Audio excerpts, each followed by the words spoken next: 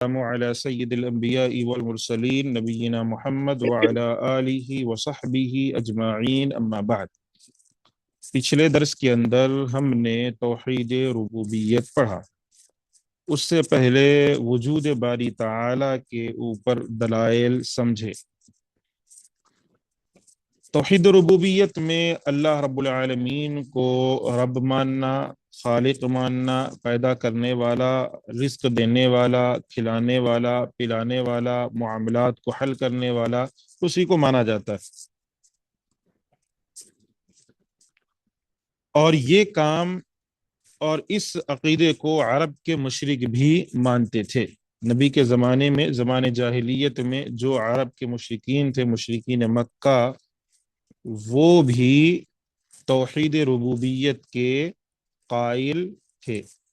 اگر کوئی شخص توحید ربوبیت کا قائل ہے، وہ کہہ رہا ہے کہ اللہ ہے، وہ میرا رب ہے، وہی مجھے رزق دیتا ہے، وہی میرا خالق ہے، لیکن میں توحید الوہیت اور توحید اسماء و صفات کو نہیں مانتا، تو ایسا شخص مسلمان نہیں رہتا، ایسا شخص اسلام پر نہیں رہتا، بلکہ وہ در حقیقت اللہ رب العالمین کو مان ہی نہیں رہا ہے۔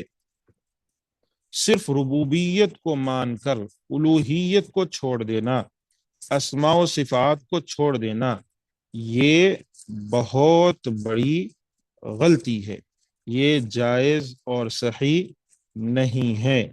توحید کے اندر تینوں چیزوں کو ماننا لازم اور ضروری ہے۔ تینوں چیزیں آپس میں ایک دوسرے سے جڑی ہوئی ہیں۔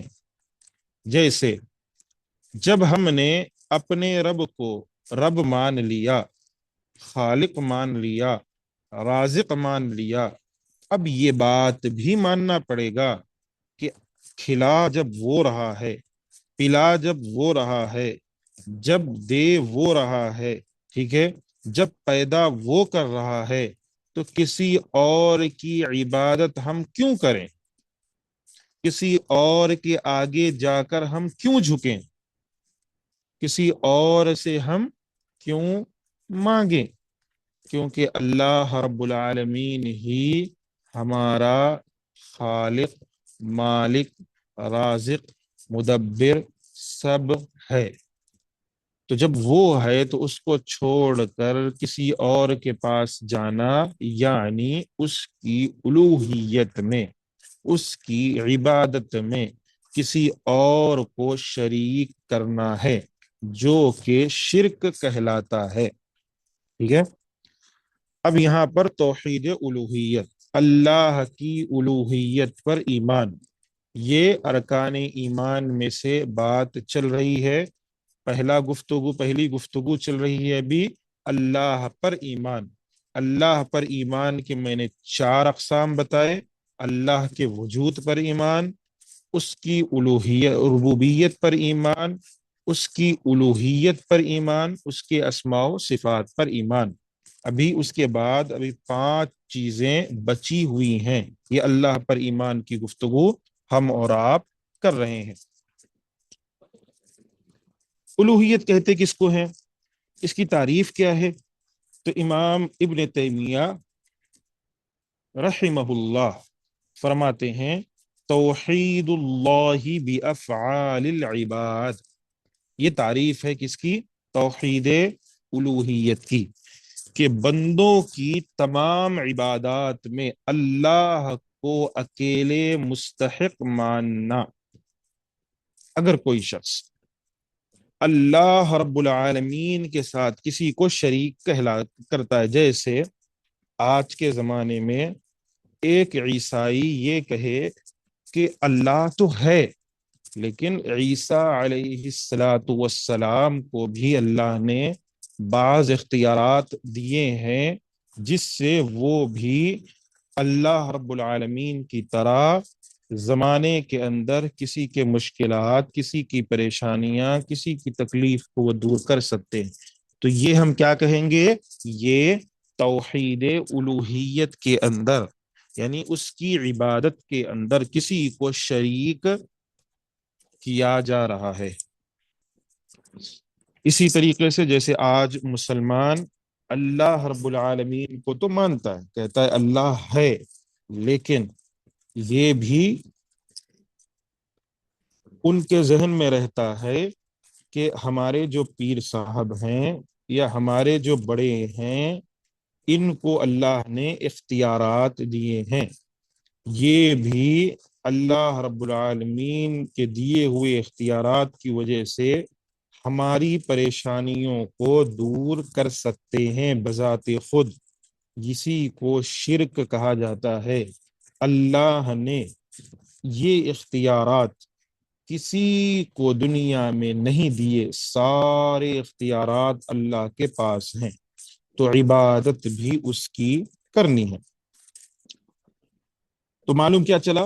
توحید اللہ، اللہ کو ایک ماننا، اکیلا ماننا، واحد ماننا، بافعال العبادی، بندوں کی تمام عبادات میں، ہر عبادت میں، صرف ایک عبادت نہیں۔ نماز میں ہم اللہ کو کہہ رہے ہیں کہ اللہ تو ہی ہے، ایاک نعبد و ایاک نستعین، تیری عبادت کر رہے ہیں ہم اللہ، تجھ سے مدد طلب کر رہے ہیں۔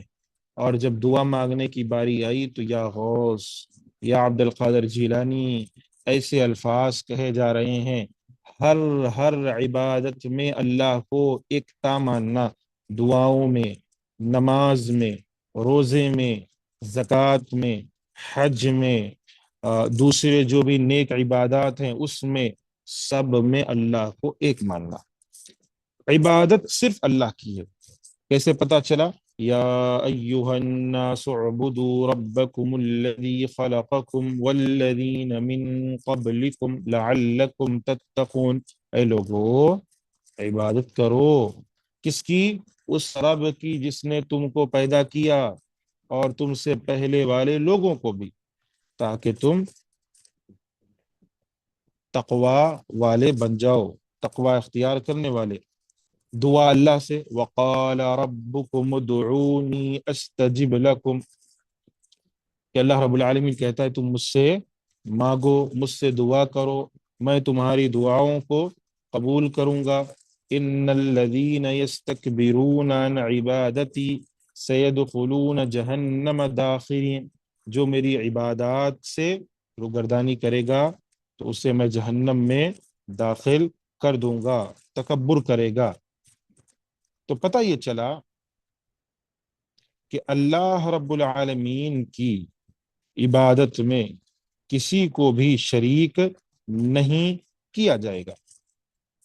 ایک مقام پر اللہ نے کہا وَإِلَٰهُكُمْ إِلَٰهٌ وَاحِدٌ، تمہارا معبود صرف ایک ہے، واحد ایک ہے، لا الہ الا هو الرحمن الرحیم، اس کے علاوہ کوئی معبود برحق نہیں ہے، ٹھیک ہے، وہ بہت رحم کرنے والا، مہربان ہے۔ اسی طریقے سے اللہ رب العالمین نے کئی مقامات پر ارشاد فرمایا۔ ایک مقام پر اللہ نے کہا وَإِذَا سَأَلَكَ عِبَادِي عَنِّي فَإِنِّي قَرِيبٌ، میرے بندے جب آپ سے پوچھیں تو ان سے کہہ دو میں ان کے قریب ہوں۔ وَنَحْنُ أَقْرَبُ إِلَيْهِ مِنْ حَبْلِ الْوَرِيدِ، یعنی میں ان کے قریب ہوں، میں ان کی شہرک سے زیادہ قریب ہوں۔ تو اللہ رب العالمین جب ہماری دعائیں سن سکتا ہے، جب ہماری پکار سن سکتا ہے، جب ہم اس سے مانگیں گے وہ ہمیں دے سکتا ہے، تو کسی اور کے پاس جانے کی ضرورت کیا ہے؟ کیا ہے؟ اللہ رب العالمین سے مدد مانگنی چاہیے۔ ایاک نعبد و ایاک نستعین، اے اللہ ہم تیری عبادت کرتے ہیں اور تجھ سے مدد طلب کرتے ہیں۔ یہی توحید الوہیت ہے، یہی اللہ بتانا چاہ رہا ہے، یہی اللہ سمجھانا چاہ رہا ہے کہ کسی کا یعنی مثال کے طور پر کوئی شخص کسی کی عبادت کر رہا ہے تو حقیقت میں وہ عبادت کے لائق نہیں ہے بلکہ اللہ ہی ہے۔ اب کوئی یہ بندہ کہے کہ ہم زمانے سے ان کو مانتے ہوئے آ رہے ہیں، فلاں بابا کو مانتے ہوئے آ رہے ہیں، فلاں پیر صاحب کو مانتے ہوئے آ رہے ہیں، اس میں حرج کیا ہے؟ ہم زمانے سے یہ کرتے ہوئے ہیں، تم زمانے سے کرو، اس کا کوئی اثر نہیں ہے، کیونکہ عبادت کے لائق صرف اکیلا رب ہے۔ اور اگر آپ یہ کہو کہ میں جب یہ گناہ شرک کر رہا ہوں تو اللہ مجھے دے کیوں رہا ہے؟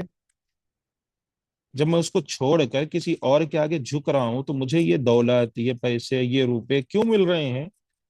تو اللہ رب العالمین دنیا ہر کسی کو دیتا ہے، کافر کو بھی دیتا ہے، مشرک کو بھی دیتا ہے، مسلمان کو بھی دیتا ہے، مومن کو بھی دیتا ہے، عیسائی کو بھی دیتا ہے، یہودی کو بھی دیتا ہے، مجوسی کو بھی دیتا ہے، ٹھیک ہے؟ ان سب کو اللہ دنیا دیتا ہے، دنیا سب کو دیتا ہے اللہ۔ دنیا کے اعتبار سے اپنے رب، آپ کا رب آپ سے محبت کرتا ہے یا نہیں کرتا، اس کا حکم آپ نہیں لگا سکتے، یاد رکھیے گا۔ دنیاوی اعتبار سے آپ حکم، اگر حکم آپ کو پیسوں کا اعتبار لگا کر لگائیں گے کہ ہم تو جاتے ہیں، ہم تو مانگتے ہیں کسی اور سے، پیر صاحب سے ہم مانگتے ہیں، بابا صاحب کے آگے جھکتے ہیں، دیکھو ہمیں مل رہا ہے، تم کیا، تم کہیں نہیں جاتے، دیکھو غریبی کی زندگی گزار رہے ہو، تو اس کا مطلب یہ ہوا کہ اللہ رب العالمین اللہ کے نبی سے محبت نہیں کرتا تھا۔ کیوں؟ نبی امیر تھے، پیسے والے تھے، کتنی کوٹھیاں تھیں اللہ کے نبی کی، کتنے گھوڑے اور کتنے اونٹ تھے اللہ کے نبی کے، کچھ تھا؟ نہیں تھا۔ اللہ کے نبی تو مسکین رہنا پسند کرتے تھے، غریبی میں رہنا پسند کرتے تھے۔ اللہ کے رسول صلی اللہ علیہ وسلم کئی دفعہ آپ کے گھر میں چولہا نہیں جلتا تھا، مہینے گزرتے تھے چولہا نہیں جلتا تھا۔ تو کیا دنیا کی اندر کوئی چیز نہ ملے اس کا اعتبار اللہ کی محبت سے لگایا جائے گا کہ اللہ پیار کرتا ہے یا نہیں کرتا؟ ہرگز نہیں۔ ایک کافر کو دیکھو، عیش و عشرت کی زندگی گزار رہا ہے، تو کیا کہیں گے کہ اللہ اس سے محبت کرتا ہے؟ بعض لوگ اسی کو دلیل پیش کرتے ہیں کہ اگر میں غلط ہوں تو میرے پاس یہ کیوں ہے؟ آپ کے پاس اس لیے ہے کیونکہ اللہ نے کہا انما اموالکم و اولادکم فتنہ، تمہارے مال، تمہارے اولاد آزمائش ہے، تمہارے لیے اختبار ہے، امتحان ہے، فتنہ ہے۔ اب مسئلہ یہ ہے کہ تم آتے اللہ کے پاس آؤ گے یا نہیں آؤ گے؟ تو سمجھ میں کیا آئی بات؟ بعض لوگ آپ کو یہ طریقہ دیتے ہیں اور کہتے ہیں دیکھو ہم تو عبادت نہیں کر رہے ہیں، میں نماز نہیں پڑھتا، میرا رب مجھے دے رہا ہے، میں یہ نہیں کرتا، اللہ مجھے دے رہا ہے، تو اس کا مطلب اللہ مجھ سے خوش ہے نا؟ میں ایک چیز نہیں کر رہا ہوں لیکن دوسری چیز کر رہا ہوں نا، میں دیکھو غریبوں کی مدد کرتا ہوں، میں غریبوں کو صدقہ و خیرات کرتا ہوں، دیکھو میں نماز تو نہیں پڑھ رہا ہوں، میں دوسری چیز کر رہا ہوں، میں فرض چیز کو چھوڑ کر کوئی اور کام کر کے اپنے آپ کو یہ جتلانا کہ اگر میرا رب مجھ سے محبت نہیں کرتا تو میرے پاس یہ گھر نہیں ہوتا، یہ دولت نہیں ہوتی، یہ کار نہیں ہوتا، یہ بنگلہ نہیں ہوتا، یہ جائیداد نہیں ہوتی، یہ بڑی بڑی جو ہے میری عمارتیں نہیں ہوتی۔ حقیقت یہ ہے کہ اللہ رب العالمین کے پاس یہ کیٹیگری ہے ہی نہیں محبت کرنے کی، اللہ کے پاس محبت کا طریقہ الگ ہے۔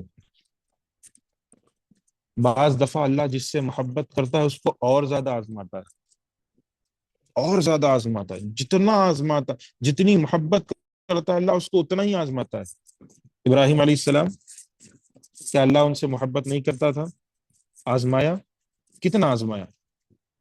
پہلے والد نے جھڑکا، قوم والوں نے آگ میں ڈالا، اللہ سے اولاد مانگی تو اللہ نے کہا لے جاؤ اپنے بچے کو ایسی جگہ چھوڑاؤ جہاں پانی ہے، نہ پانی کا جو ہے کوئی خطرہ موجود ہے، کوئی انسان چرند بن کوئی، وہاں چھوڑاؤ لے جا کے۔ پھر اللہ نے کہا ابراہیم اسی پر بس نہیں، تم مدتوں تک اپنے بچے کو دیکھے نہیں ہونا، اب جاؤ دیکھنے اور ساتھ میں چاقو بھی لے کر جانا اور ذبح کر دینا اپنے بچے کو۔ اللہ قدم قدم پر آزمایا، اللہ نے قدم قدم پر ابراہیم علیہ السلام کے لیے یہ آزمائش لی، ابراہیم علیہ السلام ثابت قدم رہے۔ اللہ جس سے جتنی اللہ کے نبی دعوت کے لیے کھڑے ہوئے، لوگوں نے پتھروں سے مارا، گلے کے اندر پھانسی کا پھندا ڈال کر کھینچا، آپ کو اور آپ کے گھر والوں کو تکلیف دی، آپ کی بیٹیوں سے نکاح توڑ دیا، کیا اللہ کے نبی نے کہا کہ اے اللہ تو نے نبی بنایا مجھے اور کچھ بھی نہیں ہے میرے پاس؟ ایسی زندگی، اور پھر آزمائش اس پر یہ کہ وہ بیوی جو سہارا تھی اس کو اللہ رب العالمین نے اس دنیا سے بھیج دیا، یعنی وفات دے دی ان کو، خدیجۃ الکبریٰ رضی اللہ عنہا کو، جو آپ کے لیے سہارا تھی، آپ کو ہمت دیتی تھی، وہ چلی گئی۔ تو معلوم یہ چلا کہ اللہ رب العالمین جس سے محبت کرتا ہے اس سے محبت کا طریقہ الگ ہے، اسے دنیا دے یا نہ دے یہ اثر نہیں پڑتا اس پر، تو اللہ کی عبادت کرنی ہے، تو یہی توحید الوہیت کا حکم ہے۔ اسی طریقے سے یوسف علیہ الصلاۃ والسلام نے بھی سمجھایا تھا، کیا کہا تھا؟ اَأَرْبَابٌ مُتَفَرِّقُونَ خَيْرٌ أَمِ اللَّهُ الْوَاحِدُ الْقَهَّارُ، کیا جب نصیحت کر رہے تھے تو ان سے کہا کیا الگ الگ کئی پروردگار بہتر ہیں یا ایک زبردست طاقت والا؟ ایسے سمجھا رہے ہیں، ہم بھی ایسی ہی امت کو سمجھانا ہے، ہم بھی گھر والوں کو ایسے ہی سمجھانا ہے، معاشرے کو ایسے ہی سمجھانا ہے کہ کیا اللہ کے پاس وہ طاقت نہیں ہے جو طاقت ان کے پاس ہے؟ کیا اللہ کے پاس وہ قوت نہیں ہے جو قوت ان کے پاس ہے؟ اگر تو کہیں کہ ان کے پاس ہے تو یہی تو شرک ہے، اور اگر کہو کہ اللہ کے پاس ہے، یہ تو صرف ایک ذریعہ بن رہے ہیں، تو ذریعے کی ضرورت ہی کیا ہے؟ آپ نے سنا ہوگا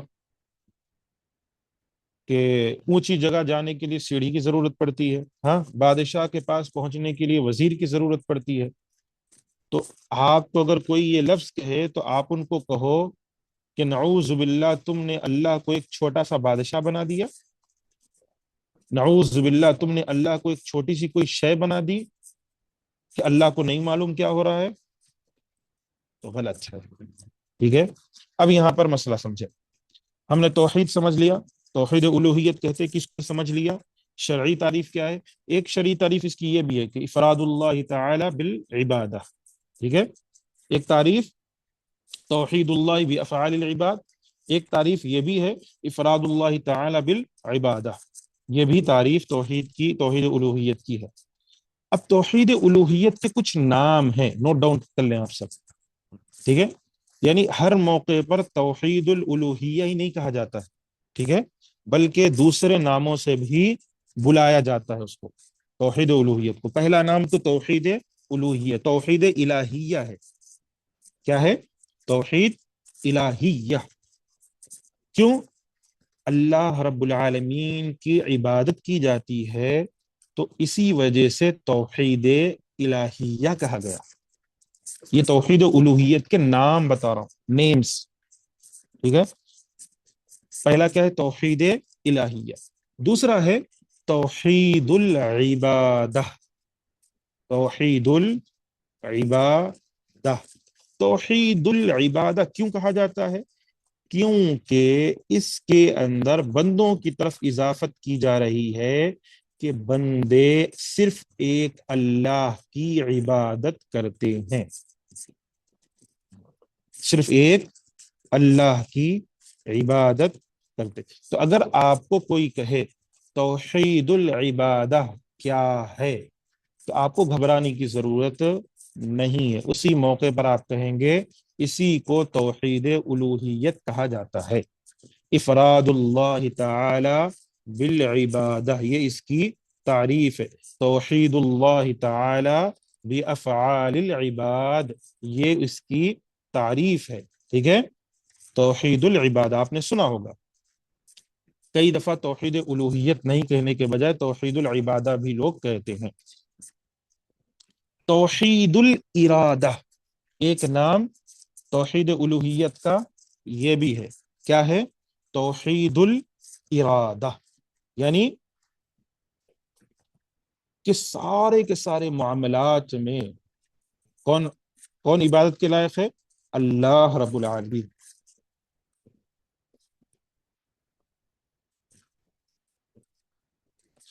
پھر توحید القصد، ایک نام توحید کا یہ بھی ہے، توحید الوہیت کا توحید القصد، اور ایک نام توحید العمل یا پھر توحید عملی، 5 نام ہیں توحید الوہیت کے۔ جو بھی نام لیے جائیں اس سے مراد توحید الوہیت ہی ہوتا ہے، ٹھیک ہے؟ توحید الہیہ، توحید العبادہ، توحید الارادہ، توحید القصد والطلب، ٹھیک ہے؟ قصد اور طلب کا مطلب کہ اخلاص کے ساتھ، للہیت کے ساتھ، صرف اللہ رب العالمین کی یکسوئی کے ساتھ عبادت کرنا، کسی اور کو اس میں شریک نہیں کرنا۔ توحید العمل واضح ہے، ٹھیک ہے، کہ اللہ رب اعمال سارے کس کے لیے ہونے چاہیے؟ اللہ کے لیے۔ تو یہ نام ہے توحید الوہیت کے۔ امید ہے آپ کو سمجھ میں آیا ہوگا، ٹھیک ہے؟ انشاءاللہ ہم تھوڑا تفصیل سے پڑھیں گے اس کو تاکہ ہمیں سمجھ میں آ جائے، اور باقی چیزیں بھی جو ہیں اس کو بھی پڑھیں گے، وقت پہ انشاءاللہ ختم بھی کریں گے۔ ہاں، ایک مسئلہ، توحید الوہیت کے لیے 2 چیزوں کا ہونا ضروری ہے۔ پھر سے بتا رہا ہوں، توحید الوہیت کو یعنی اللہ رب العالمین کے لیے میں عبادت کر رہا ہوں، اس عبادت میں ان 2 چیزوں کا پانا ضروری ہے، اس عقیدے میں، اس ماننے میں کہ میں اللہ کی عبادت، اللہ رب العالمین کو اپنا الہ مانتا ہوں، عبادت والا مانتا ہوں، وہی میری مشکل کشا، وہی میرا حاجت روا ہے، اس کو مانتا ہوں۔ تو اس کو ماننے کے لیے 2 معاملات کا ہونا ضروری ہے۔ ان 2 چیزوں میں سے اگر کوئی ایک چیز بھی نہ پائی جائے تو ہم کہیں گے یہ شخص توحید الوہیت کو نہیں مانتا۔ کیا کہیں گے؟ توحید الوہیت کو نہیں مانتا۔ وہ 2 چیزیں کیا ہیں؟ پہلا ہے اخلاص، اللہ کی عبادت خالص کرتے ہوئے کرنا چاہیے، صرف اللہ کے لیے۔ وما امروا الا ليعبدوا الله مخلصین له الدین، دین کو خالص کرتے ہوئے، یعنی عبادت میں اخلاص ہونا چاہیے، یہ پہلی شرط ہے، پہلی ضرورت ہے توحید الوہیت۔ دوسری کیا ہے؟ نفی العبودیہ عما سوا،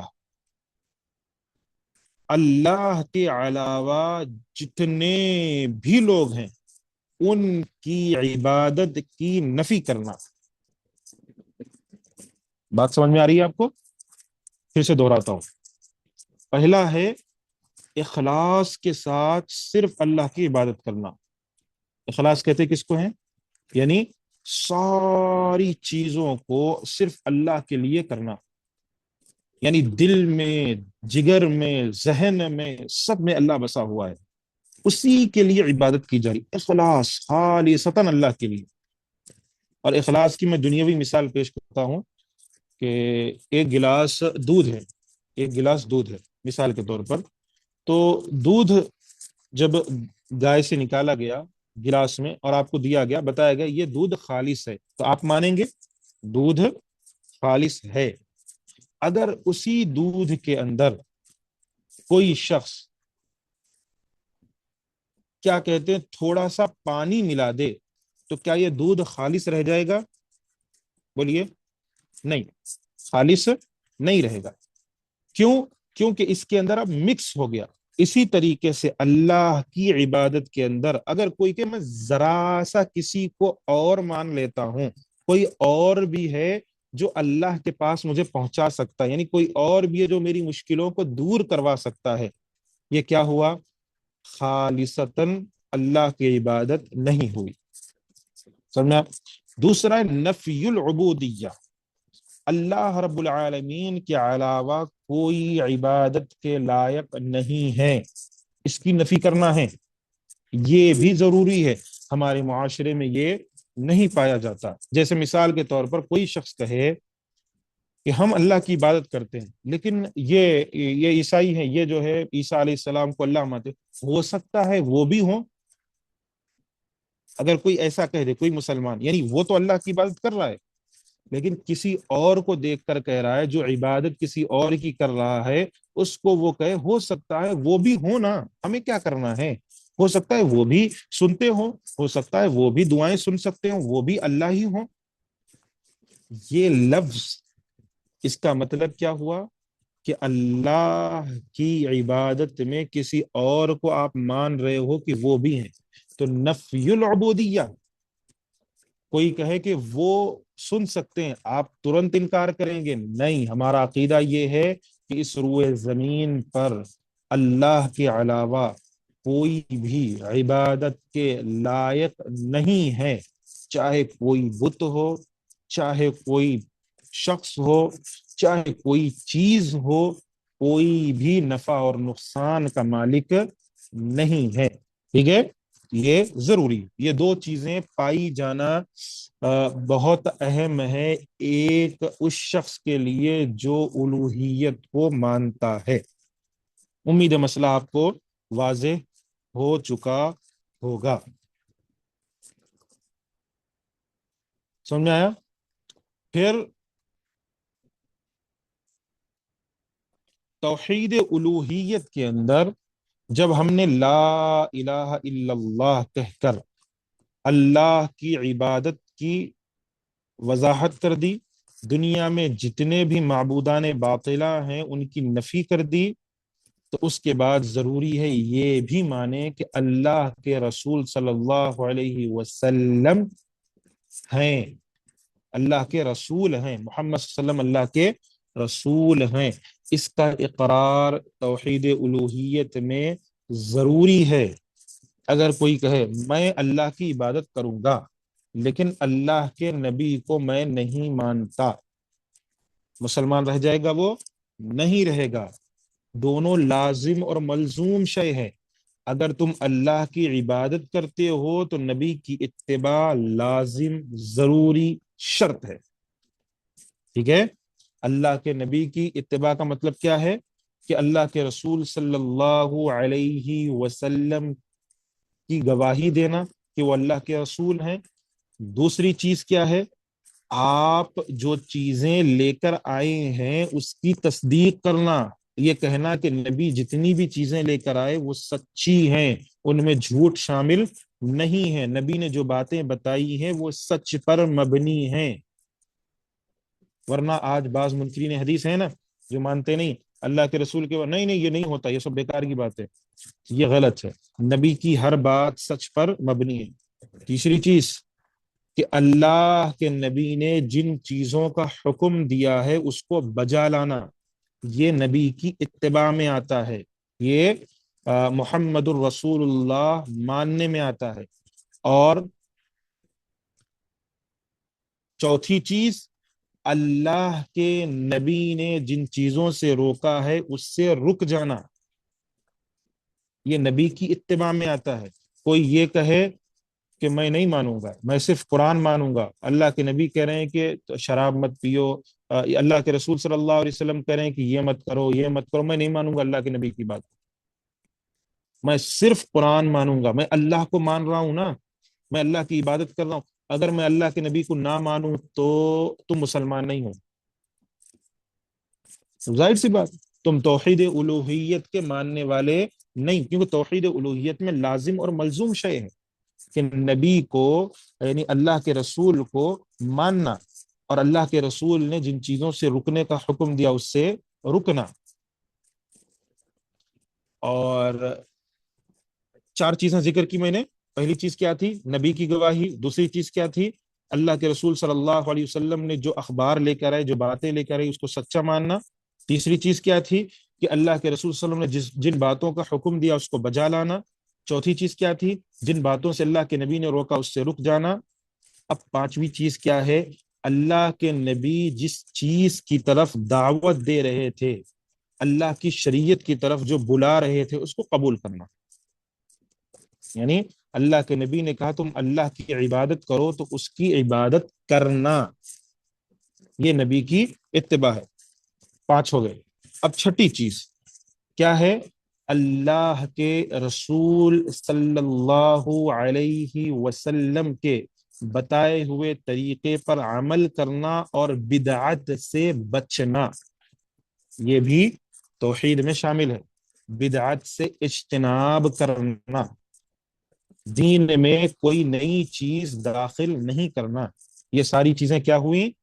توحید۔ اللہ کے رسول کی حدیث ہے، من اطاعنی فقد اطاع اللہ ومن عصانی فقد عصى اللہ، جس نے میری اطاعت کی اس نے در حقیقت اللہ کی اطاعت کی، جس نے میری نافرمانی کی اس نے در حقیقت اللہ کی نافرمانی کی۔ تو معلوم یہ چلا نبی کی اطاعت، اور نبی کی اطاعت کیا ہے؟ میں نے آپ کو وضاحت کے ساتھ 5 یا 6 پوائنٹس میں بتایا، یہ نبی کی اطاعت ہے، اور یہ کوئی بندہ کرتا ہے تو حقیقت میں وہ اللہ رب العالمین کی اطاعت کر رہا ہے۔ اگر ان میں سے کوئی ایک چیز وہ چھوڑ رہا ہو، جیسے وہ بدعات کر رہا ہو، جیسے وہ خرافات کر رہا ہو، جیسے وہ نبی کی جس سے نبی نے رکنے کا حکم دیا اس سے رک نہیں رہا ہو، تو در حقیقت وہ اللہ کی نافرمانی کر رہا ہے۔ سمجھ میں آیا؟ یہ معاملہ ہے۔